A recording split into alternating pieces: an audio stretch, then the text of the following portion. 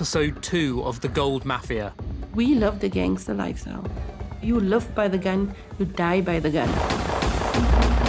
The biggest challenge Zimbabwe now faces is the gold mafia. Al Jazeera's investigative unit infiltrates the rival gangs that control Africa's gold. As long as you grease the wheels in Africa, there's no issue. Smuggling. That's what it is, smuggling. All the paper trail is legitimate. It's not like somebody can question or anything. Former members of the Gold Mafia speak exclusively to the I Unit. The Gold Mafia is bigger than the government, bigger than any of the authorities. What do you think is going to happen? They kill you, don't they? Exactly. Undercover journalists pose as gangsters who want to launder more than $100 million. It's black money. The funds are substantial. The I Unit obtains thousands of confidential documents that expose how organized crime groups use gold to launder money. We've sold it to a refinery and the money got paid in the bank account. So it's very clean that way. Once it's refined, it's practically brand new gold. A good washing machine, right? In this episode, a money launderer corrupts South Africa's banks. He was CEO of that company without them knowing. The day when I left him, there was 15 million in cash in the houses, in suitcases. And meeting President Mnangagwa comes at a price. You guys are going to have to pay a facilitation fee to be able to do that. The facilitation fee will be $200,000.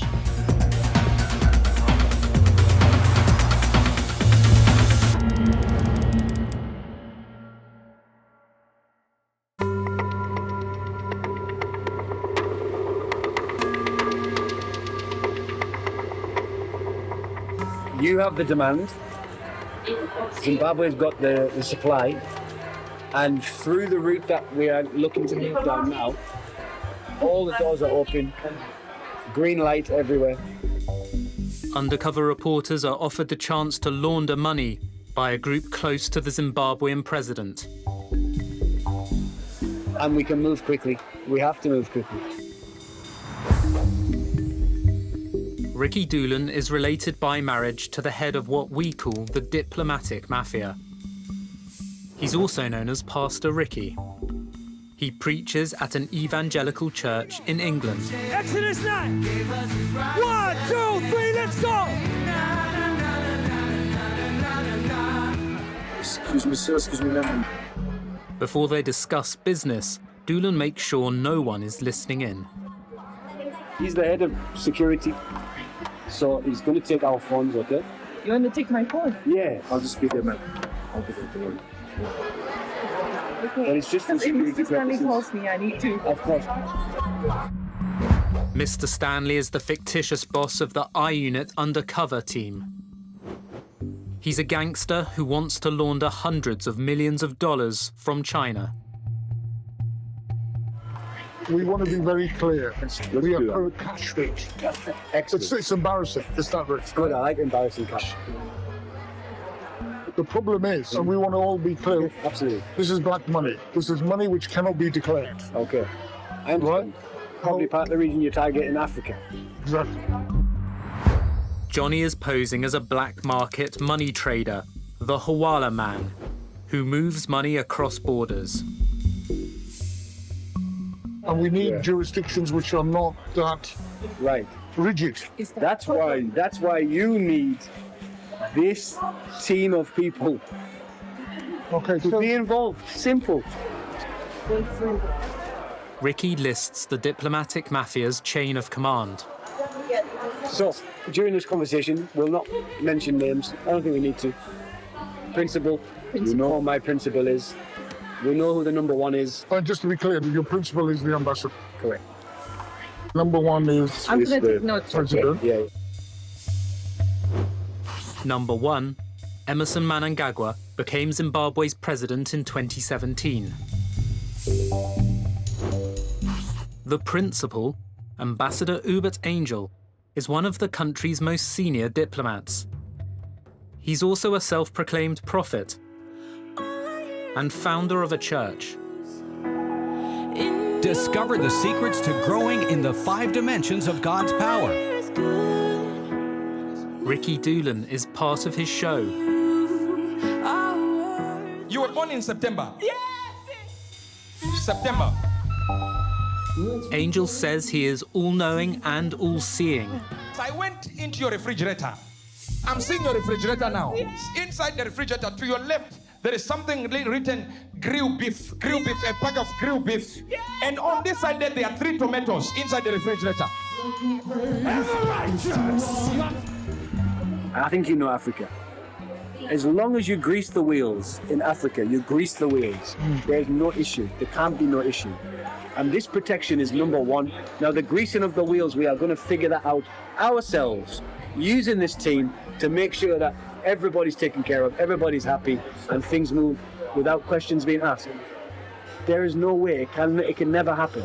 How can questions be asked when these people are happy? They can't be.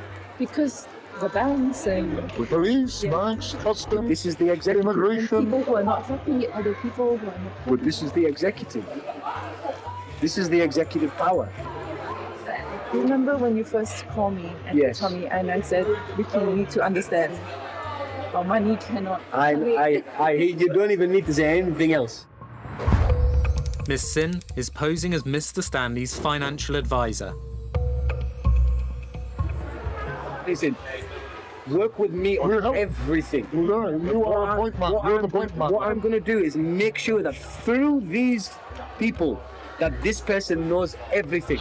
They're bringing in this amount, they're investing in this, they're doing this, and oh, very good, very good. Okay, no problem. Meaning that probably when you arrive at the airport on that private jet, you'll have a motorcade to take you to where you need to go.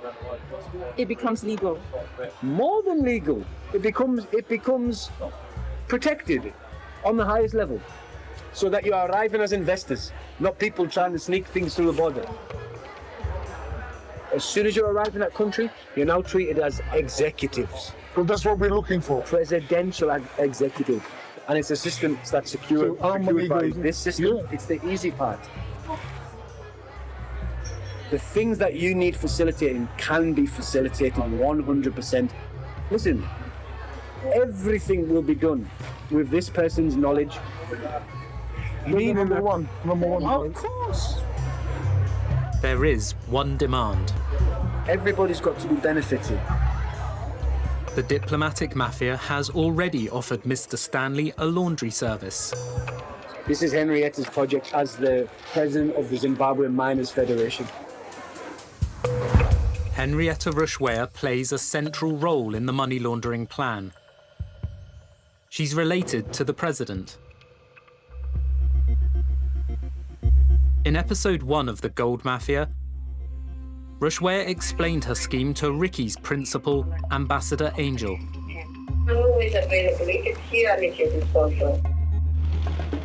The plan involves using Mr. Stanley's dirty cash to buy equipment for gold miners in Zimbabwe. There, you see? So small. So small. No helmet. Nothing. They're shoveling it with a spade. No digger. No equipment. Nothing. But what they're looking for is they're looking for investment that's going to make the gold process move faster, and then the return on your investment comes in gold, and it comes at a good return. That much I can say. Once Stanley invests $10 million of dirty cash, the government keeps $5 million as a surety. Gold worth $5 million is flown abroad and sold every week. Stanley then tops up his investment with another $5 million in cash. The washing machine continues until all his dirty money is cleaned. Our plane come in cash, our plane go out. Gold. And who's going to say anything about the gold? Exactly. Where did the gold come from? The ground. And this is what you can do. You can either keep your gold there in Zimbabwe, or you can fly it out to Dubai. No problem. Otherwise, everyone wants to know why, where, who, what. It's a good washing machine, right? Yeah.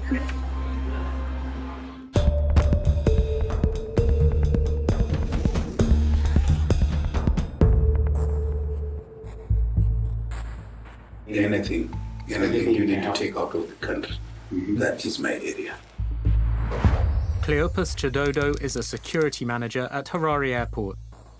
He works for the Civil Aviation Authority and offers to help Mr. Stanley. This is my 23rd year, 23 years. I'm at the airport. That's why I got promoted and now the big boss. You need to be telling me what you are carrying. It will also help in making some charges. Yes.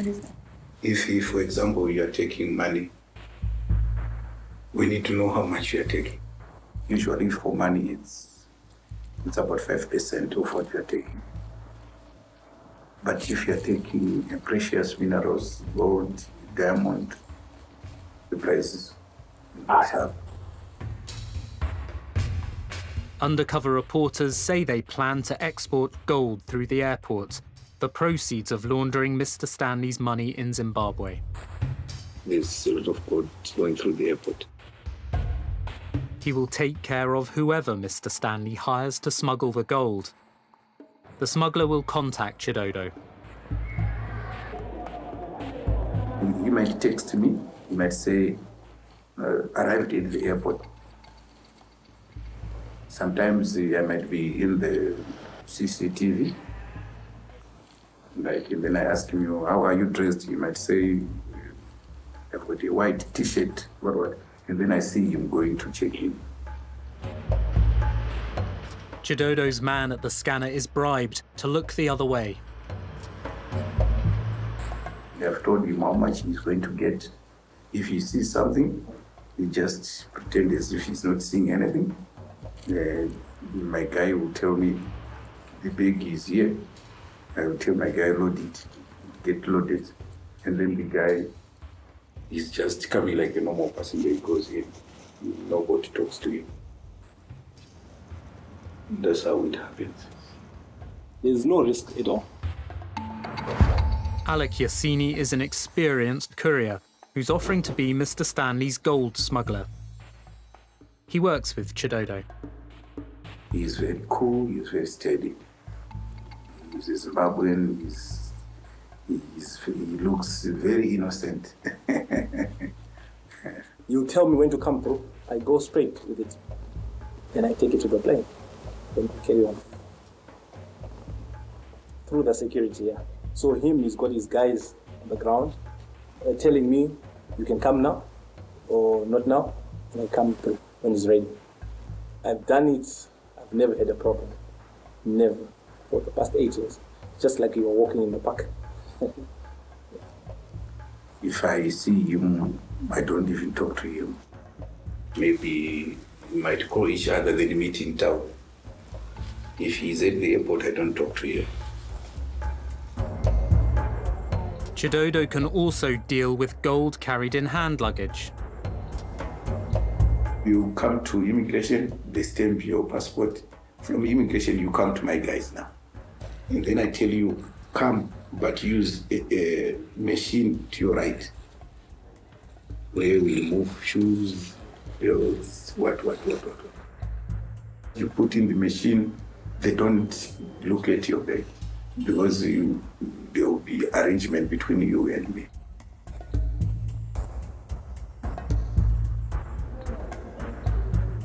After that, you go into the departure lounge and then you sit. You wait for your plane. No problem. No problem. No problem.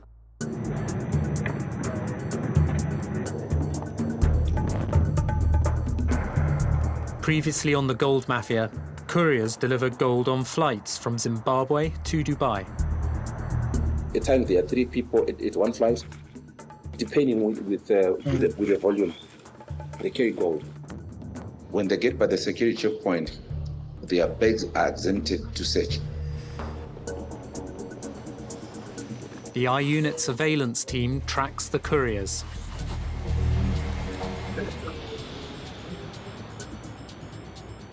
They return with millions of dollars in cash, hand-carried in wheeled luggage.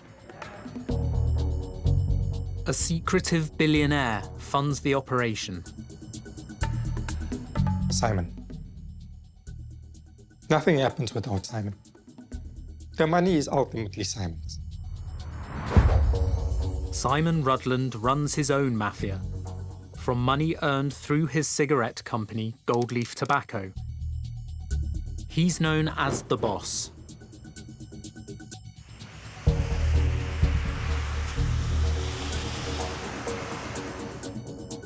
This country has sanctions. So the country can't sell the gold anywhere in the world. So an individual can sell it because he doesn't have sanctions. And he's the guy. Simon Rutland. Yeah, he's very big, eh? Huge. Ewan McMillan is a Zimbabwean gold trader and smuggler. He's known as Mr. Gold and is a friend of Rutland. I say to you, you have no idea the money this guy has.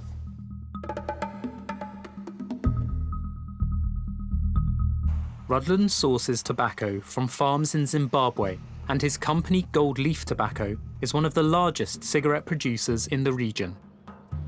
Rutland also makes a fortune selling cigarettes on the black market in South Africa. Gold Leaf Tobacco produces what are known as cheapies. It avoids paying government duties on these cigarettes, so they sell for much less than other brands. He's an illicit cigarette trader. He's the biggest in South Africa. The illicit cigarette trade earns rand cash, so he gets a ginormous amount of rand cash. How does he legitimize it? Can I take it out? He goes through the same problem what you're going through. He has the same problem of legitimizing his money as you have.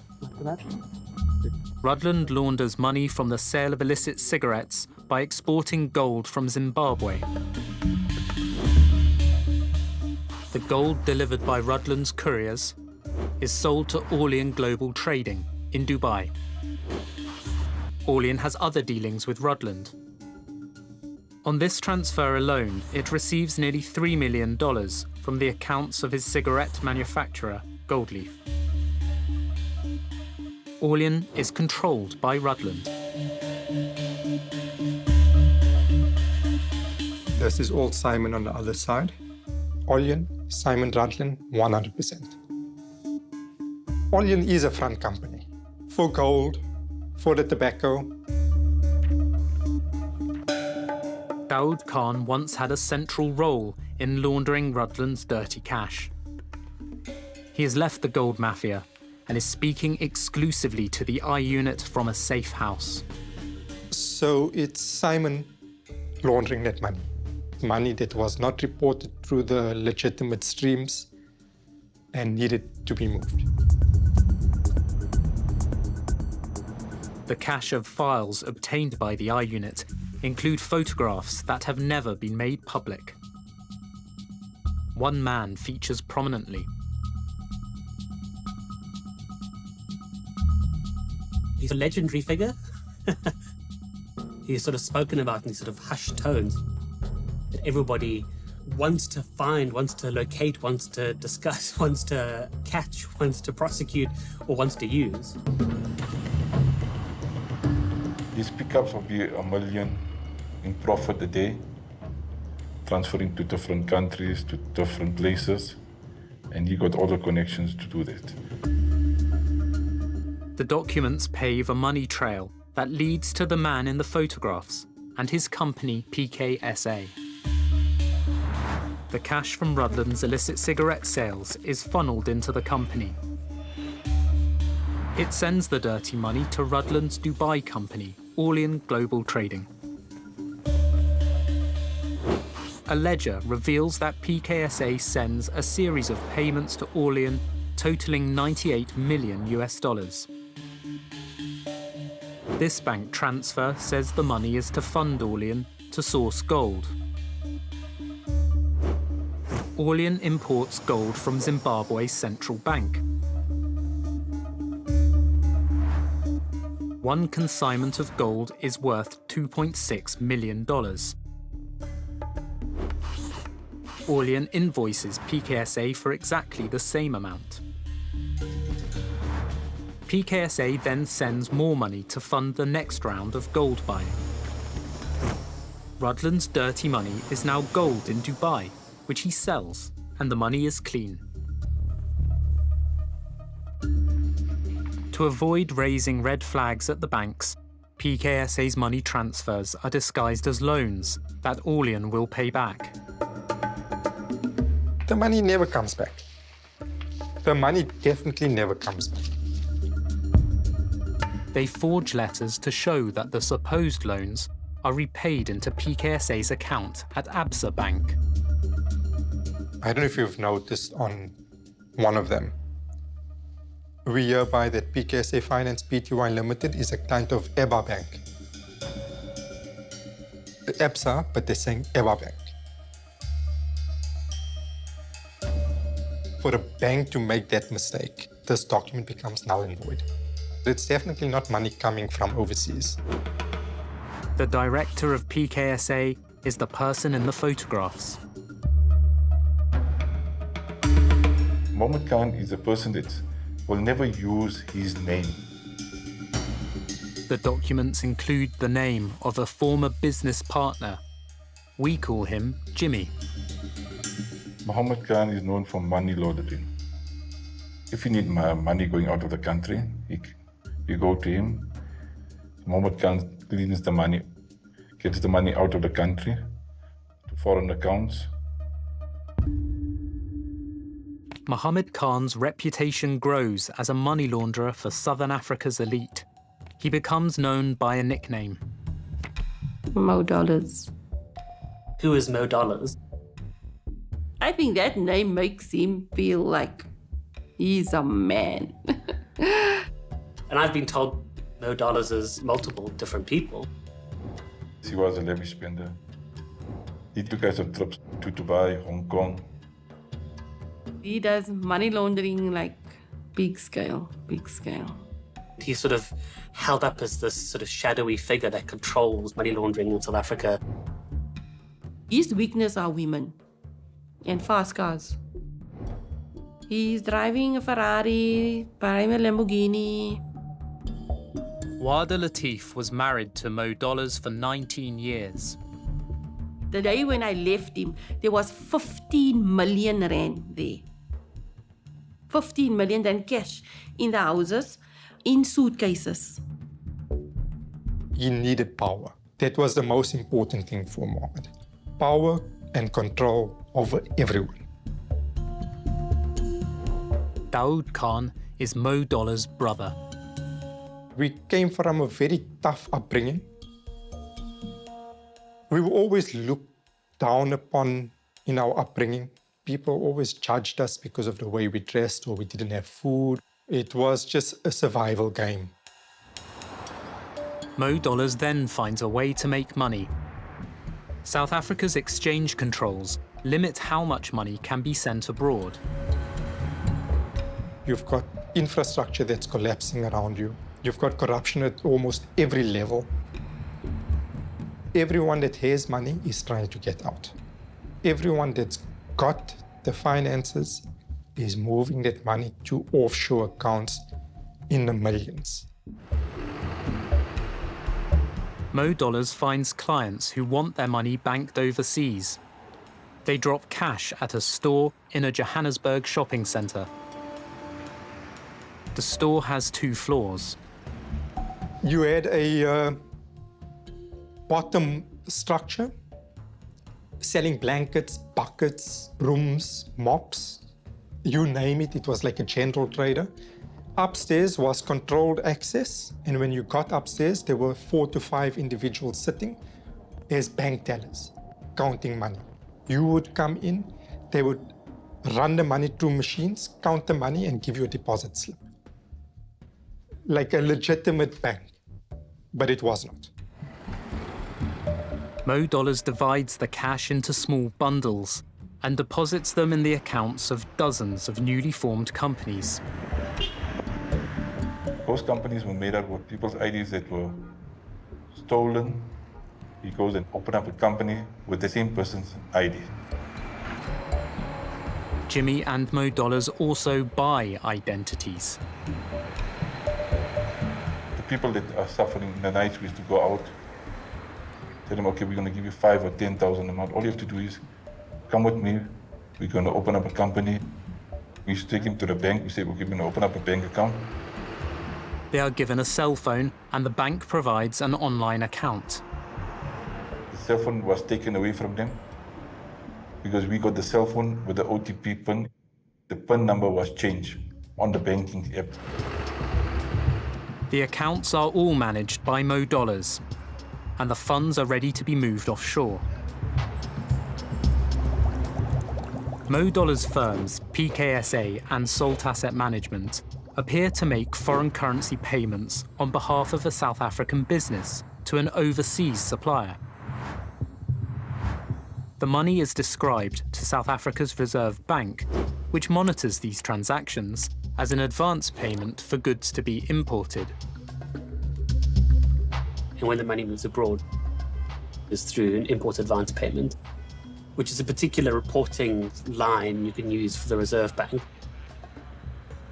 Every transaction abroad has to be reported to the Reserve Bank, and you have to give them a reason for why you are moving money abroad. A store selling religious goods in Johannesburg is one of Mo Dollars' front companies for his advance payment scheme. He loaded money through that account. Achlan Wasachlan is a very well-known business. It's run by father and son. An invoice is sent to the store from a company in China for $167,000 of Islamic clothing. The invoice has been prepaid, and the goods will be supplied at a later date. But nothing is sent. The quantities are astronomical. You wouldn't have space to actually store this. You wouldn't have enough people to even sell this to. It's a fake invoice. The ploy involves an overseas supplier sending an invoice for goods. Mo Dollars pays using dirty money. But the invoice from the overseas supplier is fake. Both the sending and receiving accounts are controlled by Mo Dollars. No goods are imported, but dirty money is now clean in a foreign account.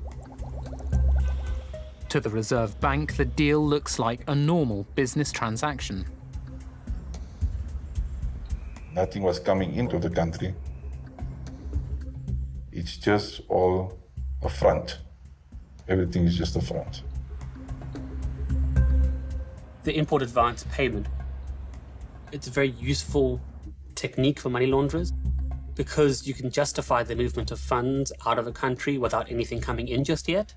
So you could say, well, this is an advance payment, and it allows you to move the money abroad immediately, and then, create a paper trail at your convenience at a later stage. In a recorded meeting, Mo Dollars warns an associate not to take business from a rival money launderer. He describes his laundering method as merchanting. Our thing is we do merchanting. That's it. It must stay that way. You promised us that nobody will do it. The moment you start doing merchanting for 2-3 people, there's a red flag. Dawood is the author of the fake invoices. In the office, we had a strong room. And in the strong room, we had boxes upon boxes of bank stamps. We had boxes of passports, we had boxes of ID documents. Mohammed would ask me to create the invoice for him. Getting prices, getting logos, creating the information. On an entire book of Salt Asset Management, I can say 90% of the accounts that were on the book were hijacked.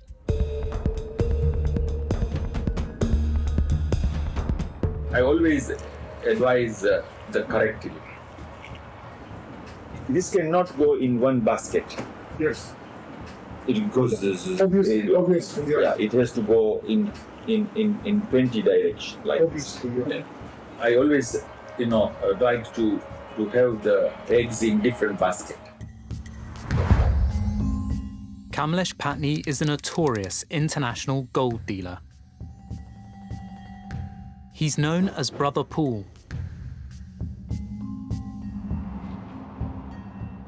He's offering to clean over $100 million of Mr. Stanley's dirty cash. He can conceal the money in his global businesses. We can use our network. In UK, we have our jewelry, our hotel group, we've got our property companies.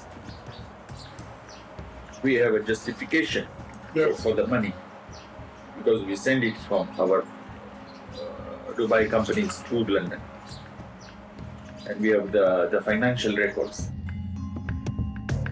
As Brother Paul, Patney presents himself as a church leader and philanthropist who runs a charity for the poor. The I-Unit traces one of Patney's former accountants.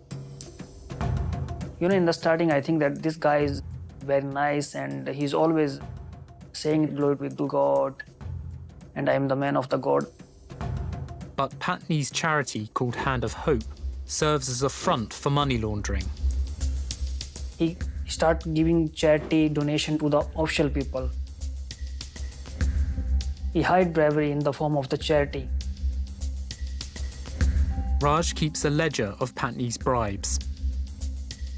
It contains payments of university fees for the children of a key figure in a subsidiary of Zimbabwe's central bank. The father's name is David Chirozivi. David Chirozvi works for Orex, a jewelry manufacturer and part of the Reserve Bank. He's their head of finance.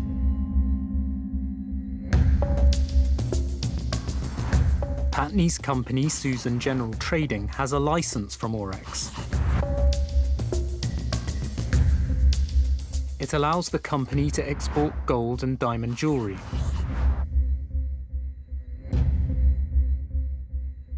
The deal includes a bonus payment from the government worth 18% of the export value. Patney's company also has a license to buy mined gold on behalf of the National Mint, Fidelity.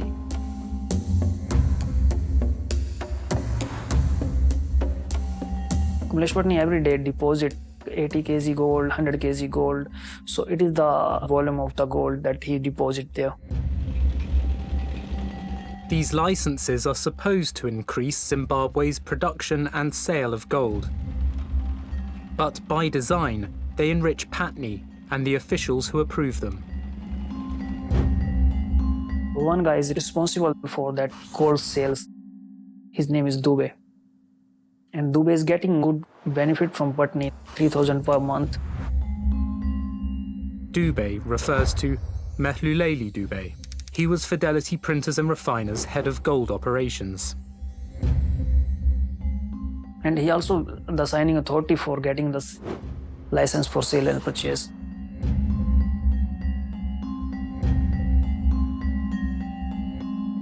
Another name in Patney's ledger reveals his control over Fidelity.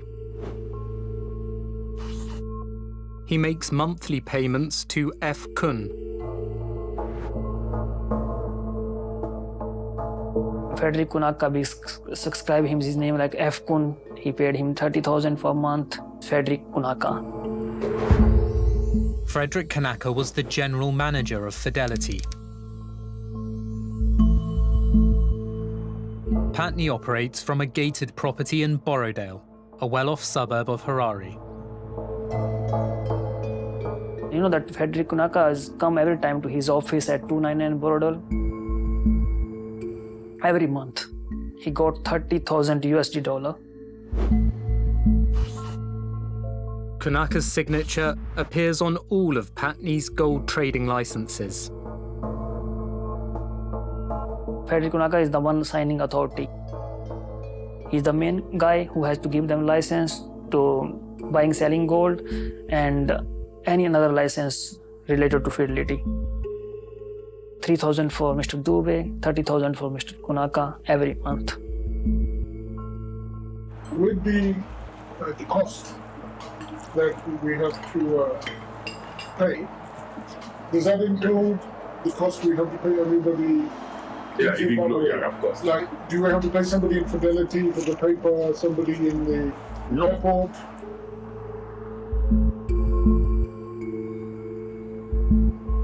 Patney will charge $10 million to wash Mr. Stanley's dirty money. It's a package deal that includes the bribes. You give 10, you will get this. And you will look after all the other people, so we don't have to bother. It's not then your risk. Once you pass it into our hand, it's our risk.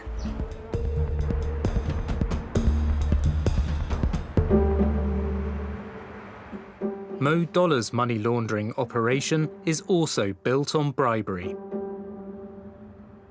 He targets staff at Sasfin, a South African bank that caters for small businesses.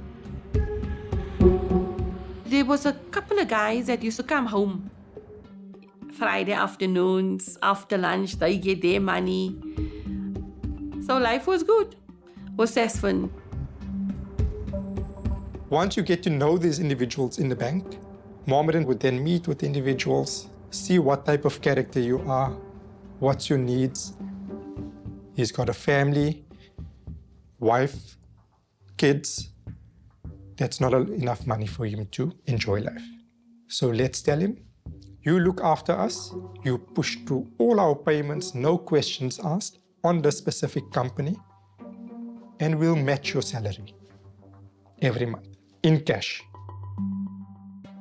We used to give them holidays overseas and used to renovate their houses for them. Used to buy for their wives smart cars. It's basically, how do we choke this person? If he's got something that we can use, how do we get it? Mo Dollars instructs Daoud to send a payment request only when a certain employee arrives in the office. Here's a payment that Mohammed's sending through to me, and he's asking me to send it to H only when he's in. H refers to Hussein Shanara. He was in charge of Sasfin Bank's foreign exchange payments. Mohammed and Hussein had a magnificent relationship. He would basically ensure that his staff is pushing through this work unquestioned. So he was like the most valuable tool or component, if I can put it that way, in Sasfin to ensure the success of the money being laundered.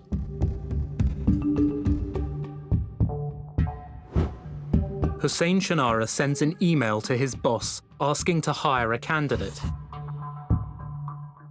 Hussein is nominating an individual that we would be able to control in the back office. Despite concerns about his lack of qualifications, the bank hires Shanara's candidate. Here's someone that we can easily rope in under our payroll, and we can ensure that we can utilize him for the services. A ledger of Mo Dollar's company expenses logs monthly payments of 20,000 Rand, roughly $1,600, to Hussein Shanara. He pays another Sasfin employee 40,000 Rand per month. Hussein was introduced to us by another individual by the name of Brandon Marshall. Brandon Marshall was the head of the new business, onboarding new customers. And there was one other individual that also became a massive headache in the beginning, Cheryl. Cheryl was the compliance manager. Eventually, all Cheryl wanted was a piece of the pie. Cheryl came onto the payroll. She was paid $800 a month. Whoever needs to be controlled, keep them under control, the problem will go away.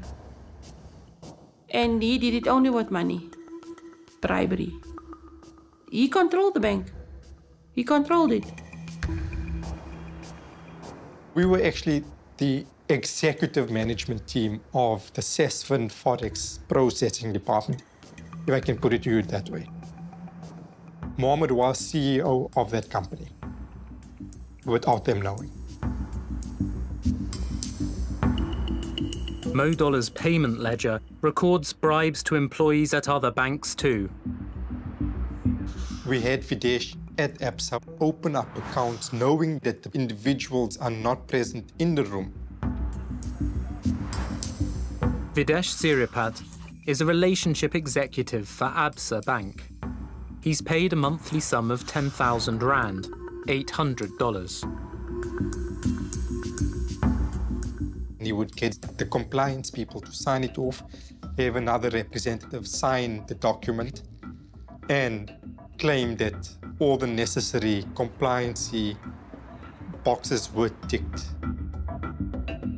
I can make a phone call for you now to individuals in Absa Bank that would put whatever you tell them to put on a letterhead for you, and they would stamp it.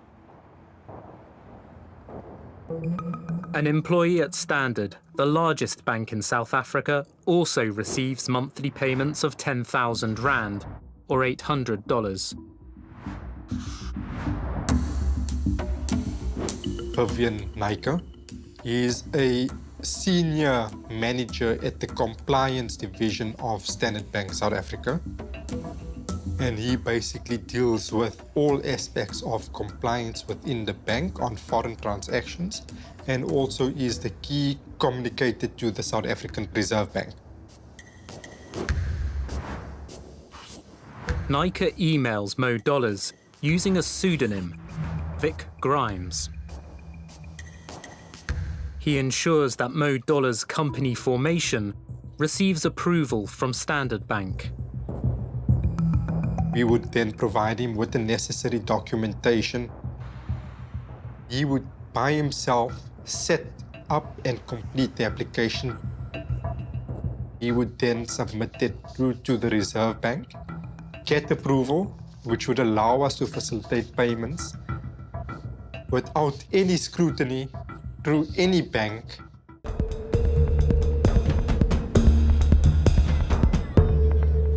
Let's talk about gold. And then number two, we talk about hotels. Why are we going to talk about hotels? It's simple. Ambassador Hubert Angel leads the diplomatic mafia. He calls himself a prophet. He says Mr. Stanley's dirty money can do more than buy gold.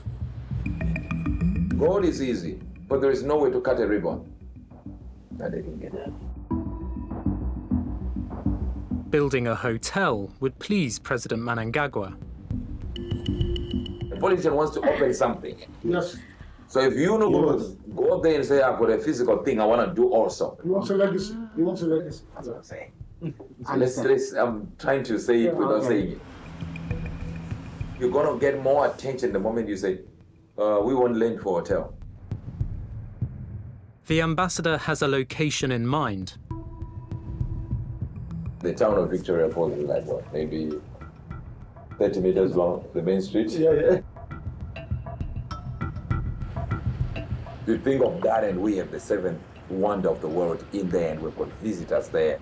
When you get to Victoria Falls, what you might need is land. And that land, the day we meet the president, is provided on the spot. He's sold land to foreign investors before. I did the deal for Royal Family of Sharjah. Yeah. They needed 30,000 hectares. And I got on the spot, and the president said, yeah, let them fly in right now. I already have land for them. Later, Doolan calls Miss Sin to discuss the undercover team's proposed meeting with President Mnangagwa. Right now, the president is completely busy, but it can be made to happen because his time is so valuable. You guys are going to have to pay a facilitation fee so that we can facilitate the meeting. It's the only way that it will work. The facilitation fee will be $200,000. Okay, Ricky's, just so I am clear, it's like a donation, right? 200,000? It's a facilitation fee. Okay, and this will confirm the meeting? Correct. And this meeting is definitely with... It will be with the number one, the president.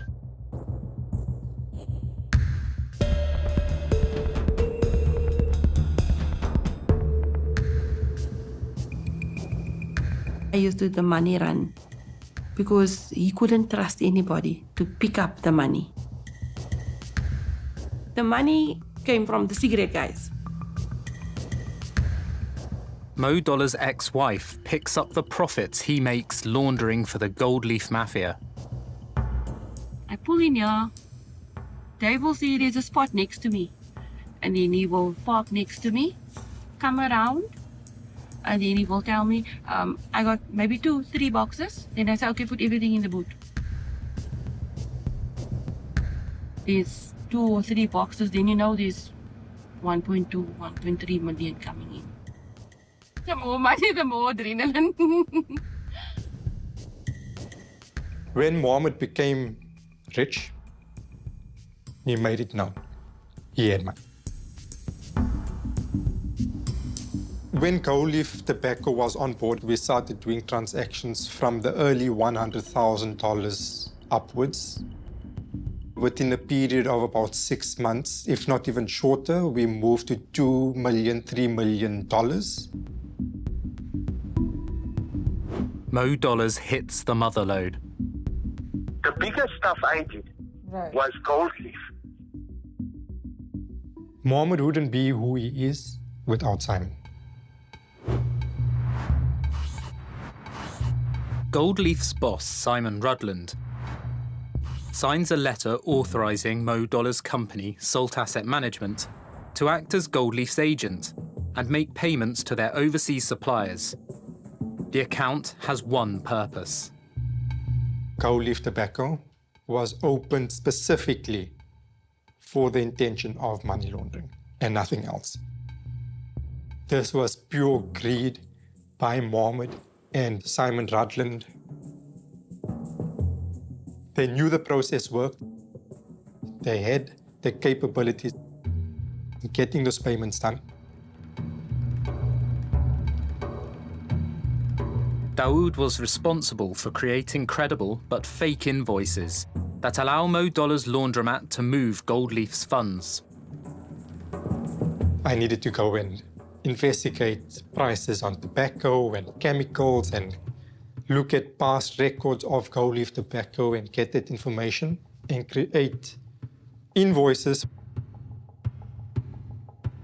The fraud begins with instructions from Gold Leaf to settle the legitimate balance of payments owed to suppliers. Gold Leaf Tobacco would phone me directly. They would forward me all the documentation directly. So I've received an email from Gold Leaf Tobacco, the finance department, with legitimate documents, I'm assuming, for a legitimate payment. Before submitting it to Sasfin Bank, Dawood amends the email from Gold Leaf Tobacco to add another payment request to Simon Rudland's company, Orlean. So we're going to piggyback off this original email, and we're going to include an additional transaction or transactions to this email. In this one email, a payment of almost $2 million is made to Orlean Global Trading. An attached invoice reveals that this is a partial payment to Orlean for $14 million of Zimbabwean tobacco. But no tobacco is imported. This Orlean 1 year is not legitimate. So this has been attached to the legitimate payment from GLT. Purely a disguise. Vantage Leaf, based in Mauritius, is another company used to launder Gold Leaf's funds. It invoices for over $12 million of Zimbabwean tobacco. So Vantage Leaf is one of the companies where we created the invoices. No goods, no services, purely just money laundering. Belmont Valley charges nearly $16 million for tobacco. Payment is made to a Swiss bank account. Gold Leaf Tobacco makes payments against a $9 million invoice from a company in the United States, Liberty Gold. 100% fake. And I can tell you that with 100% certainty because I done that logo. In his haste, Daoud misspells a word. That address belongs to, I think, a shop in the United States. And I was given like an hour to get things together. It's a fraudulent company. It's fraudulent transactions. While pushing through payments, Mo Dollars needs to cover his tracks. He pays Lulama Kene, an IT technician at Sasfin Bank, to wipe fraudulent transactions from the bank's digital system. Lulama was instructed that with this Swift code, you need to go onto the mainframe of Sasfin's banking system and remove that entire transaction and any information related to that transaction. The transfers are hidden from the South African Reserve Bank, which monitors banking fraud.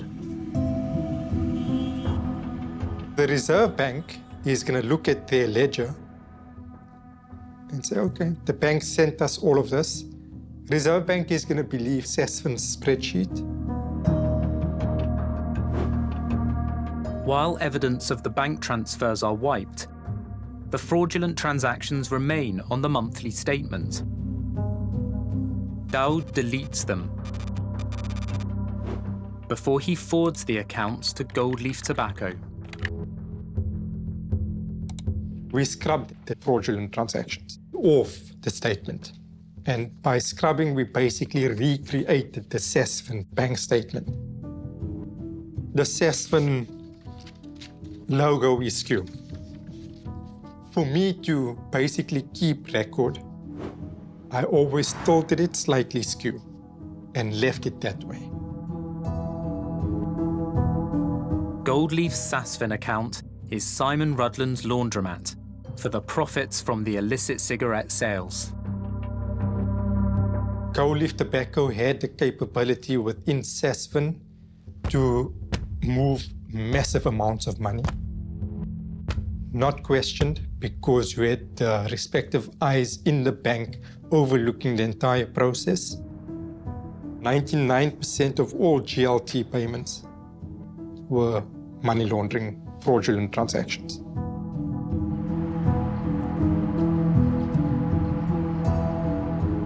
They move billions a month. Billions. Billion rands a month. Money with us was like water. It was, you open the tap, you get the water.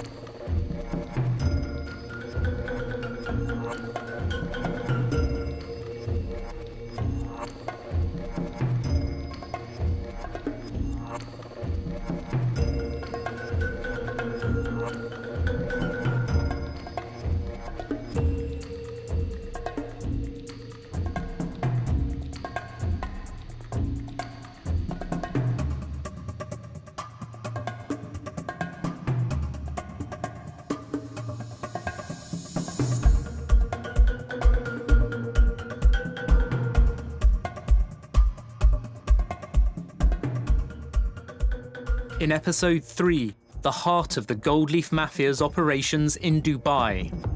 This is gold, silver, product towers. So now we are going to gold. It all comes out of Dubai. It's all Dubai, Dubai, Dubai, Dubai. And a shooting shocks the gold mafia. I mean, you got shot. And the guy reverses and follows the car and just shot down the road.